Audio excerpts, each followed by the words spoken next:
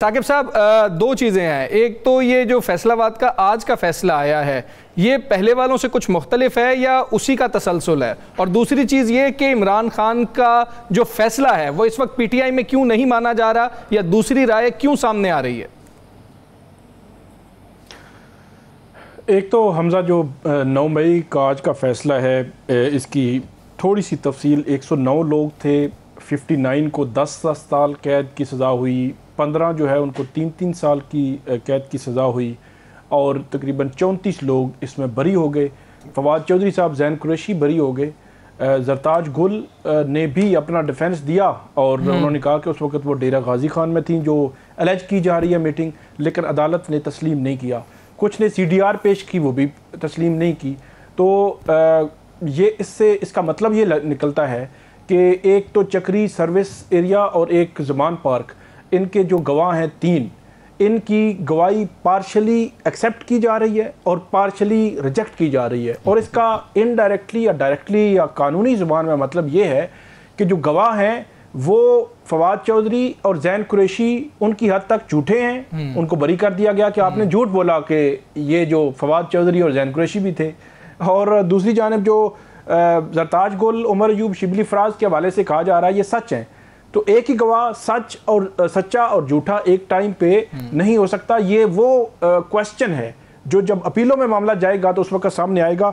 आपने पूछा कि मुख्तलिफ क्या है। मुख्तलिफ ये है कि इससे कबल जितने भी जो फैसले आए हैं, लाहौर, सरगोदा, फैसलाबाद, वो सर्टन पॉइंट्स के थे। फॉर एग्जांपल थाने पर हमला, बेकरी पर हमला, मुख्तलिफ जगहों पे।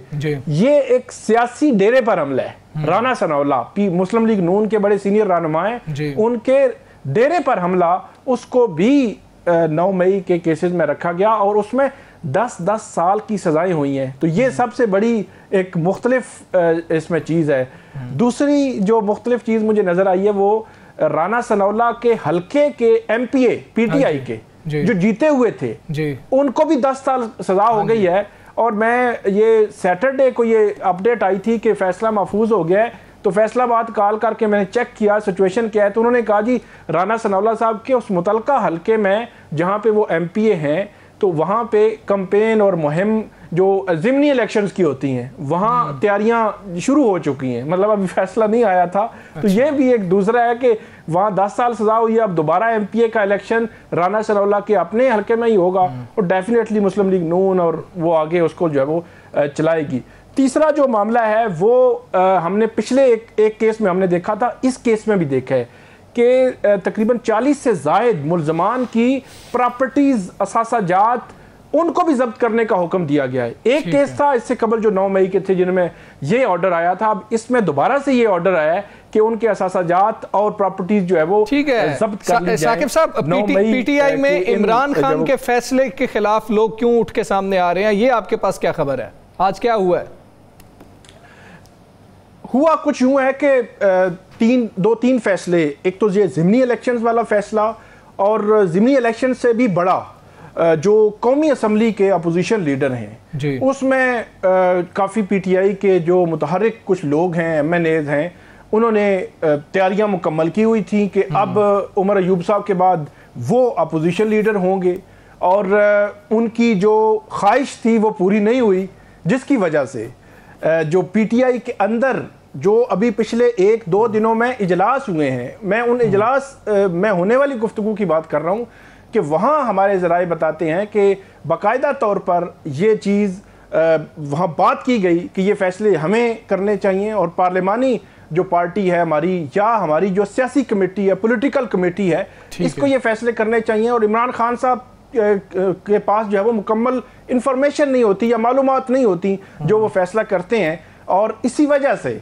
जो महमूद खान अचकज़ई साहब का वाला मामला है, वो कल की जो वहाँ पे मीटिंग होनी है जेल में या मुलाकात होनी है, उनके सामने एक तो ज़िमनी इलेक्शंस वाला मामला भी सलमान अकरम राजा जिस तरह कह रहे हैं कि हम रखेंगे कि क्या आपने अली बुखारी साहब को ये डायरेक्शन दी थी, और दूसरा कि महमूद खान अचकजई वाले मामले पे पार्टी के अंदर ये पोजीशन है, पार्टी ये कह रही है, पार्टी का मौकफ रखा जाएगा। अभी इनिशियली मौकफ तो यही आया कि जब तक के फैसले नहीं होते अदालतों से, जो स्टे खत्म नहीं होते, तब तक जो है वो हम नाम नहीं देते नए अपोजिशन लीडर का। लेकिन पार्टी के अंदर ये सोच भी है कि महमूद खान अचकजई ही क्यों, पार्टी के अंदर से क्यों नहीं जो है वो अपोजिशन लीडर लिया जा रहा। ये सारे मामला कल इमरान खान साहब के सामने रखे जाएंगे। लेकिन पहली दफा हम देख रहे हैं कि डायरेक्टली इमरान खान साहब के जो फैसले हैं या जो उनकी डायरेक्शंस हैं उनको पार्टी के अंदर से हिट किया जा रहा है, चैलेंज किया जा रहा है। इसका आप दो मतलब ले सकते हैं, एक तो जमहूरियत भी, और दूसरा आप इससे